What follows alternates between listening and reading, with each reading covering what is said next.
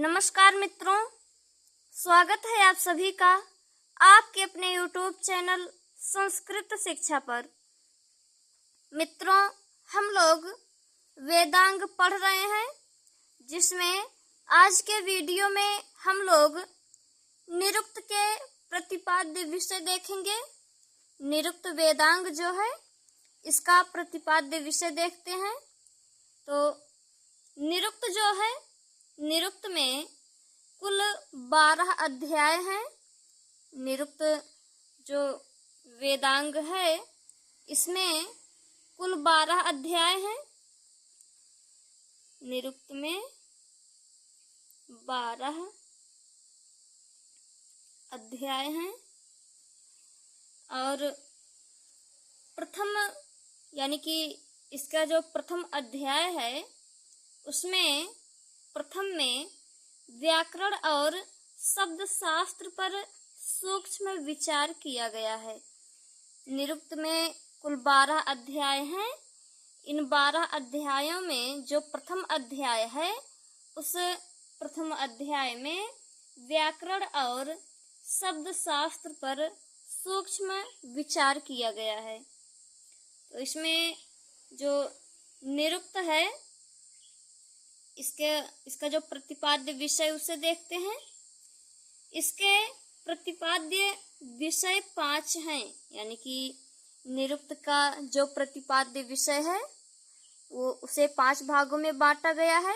5 हैं, जिसमें पहला है वर्णागम, यानी कि वर्ण का आगम। वर्णागम यानी कि वर्ण का आगम। दूसरा है वर्ण विपर्यय। वर्ण विपर्यय का मतलब हुआ वर्ण या अक्षर वर्ण को आगे पीछे करना, यानी कि वर्ण को आगे पीछे कर देना या अक्षर को आगे पीछे कर देना। तीसरा है वर्ण विकार। वर्ण विकार यानी कि वर्णों में परिवर्तन ला देना, वर्णों में बदलाव लाना, वर्ण विकार है। और चौथा है वर्ण नाश, यानी कि वर्णों का नाश होना, यानी कि वर्णों को छोड़ देना, उनका प्रयोग जो है ना करना, इनको छोड़ देना, वर्ण नाश है। और 5वां है धातुओं का अनेक अर्थों में प्रयोग, यानी कि जो धातुएं हैं उनका अनेक अर्थों में प्रयोग। तो ये 5 निरुक्त के प्रतिपाद्य विषय हैं, जो एक श्लोक के माध्यम से हैं। उस श्लोक को देखते हैं। वर्णागमो वर्ण विपर्ययश्च द्वौ चा अपरो वर्ण विकार नाशो धातोः तत् अर्थ अतिशयेन योगः तत् उच्यते पंचविधम निरुक्तम। तो ये जो है, ये शब्द अलग अलग करके पढ़ा जा रहा है।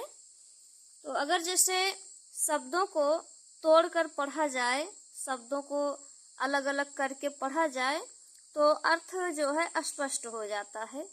तो वर्णागमो यानी कि वर्ण का आगम, वर्णागमो वर्ण विपर्ययश्च वर्ण विपर्यय चा द्वौ चा अपरो वर्ण विकार नाशो धातुः तत् अर्थ अतिशयेन योगः तत् उच्यते पंचविधम निरुक्तम। तो इसका अर्थ देखते हैं। वर्णागमो यानी कि वर्णागम, ये जो पहला है निरुक्त के प्रतिपाद्य विषयों में, जो पहला है वर्णागम, वही यहाँ है। वर्णागमो यानी कि वर्णागम। वर्ण विपर्ययश्च यानी कि वर्ण विपर्यय। चा, और ये जो चा शब्द है, इसका अर्थ है और यहाँ आ जाएगा तो हो जाएगा वर्णागम और वर्ण विपर्यय। दो यानी कि दो, चा और अपरो यानी कि अपर अन्य, चा यहाँ आ जाएगा, और 2 अन्य प्रतिपाद्य विषय। तो यहाँ 2 अन्य प्रतिपाद्य विषय दे रहे हैं। वर्ण विकार नाशो यानी कि वर्ण विकार और वर्ण नाश, ये 2 हो गए। उसके बाद धातु यानी कि धातुओं का तत् अर्थ अतिशयन यानी कि धातुओं का अर्थ अतिशय यानी कि धातुओं का अनेक अर्थों में योगः प्रयोग, धातुओं का अनेक अर्थों में प्रयोग, तत् यानी कि उसे किसे यानी कि ये जो वर्णागम, वर्ण विपर्यय, वर्ण विकार, वर्ण नाश, धातुओं का अनेक अर्थों में प्रयोग, ये सभी जो हैं उच्यते कहे जाते हैं या कहलाते हैं पंचविधम, 5 प्रकार के निरुक्तम, निरुक्त के प्रतिपाद्य विषय। ये 5 प्रकार के निरुक्त के प्रतिपाद्य विषय कहलाते हैं। तो इसका मतलब यही हुआ कि वर्णागम, वर्ण विपर्यय, वर्ण विकार, वर्ण नाश, धातुओं का अनेक अर्थों में प्रयोग, ये पांचों जो हैं ये 5 प्रकार के निरुक्त के प्रतिपाद्य विषय हैं। वर्णागमो यानी कि वर्णागम, वर्ण विपर्ययश्च और वर्ण विपर्यय, वर्णागम और वर्ण विपर्यय, चा और 2 अन्य, अपरो यानी कि अपर, अन्य 2 यानी कि 2 और 2 अन्य प्रतिपाद्य विषय, वर्ण नाश, वर्ण विकार और वर्ण नाश। फिर आगे है धातु यानी कि धातु, तद अर्थ अतिशयन, धातुओं का अनेक अर्थों में योग यानी कि प्रयोग, तत् उच्यते, इन 5 को, इन सबको उच्यते कहा जाता है पंचविधम निरुक्तम, 5 प्रकार के निरुक्त यानी कि 5 प्रकार के निरुक्त के प्रतिपाद्य विषय। तो ये जो है वर्णागम यानी कि वर्ण का आगम, वर्ण का आना, वर्ण विपर्यय यानी कि वर्णों का या अक्षरों का आगे पीछे करना, वर्ण विकार यानी कि वर्णों में बदलाव लाना या परिवर्तन लाना, वर्ण नाश यानी कि वर्णों का नाश होना या वर्णों को छोड़ देना, धातुओं का अनेक अर्थों में प्रयोग। ये 5 जो हैं निरुक्त के प्रतिपाद्य विषय हैं। तो आगे देखते हैं शब्द व्युत्पत्ति, शब्द निर्वचन शास्त्र, भाषा विज्ञान और अर्थ विज्ञान का यह सबसे प्राचीन प्रामाणिक ग्रंथ है।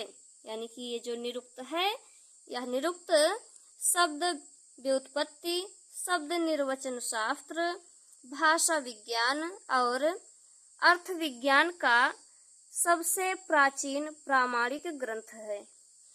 वैदिक शब्दों के दुरूह अर्थ को स्पष्ट करना ही निरुक्त का प्रयोजन है।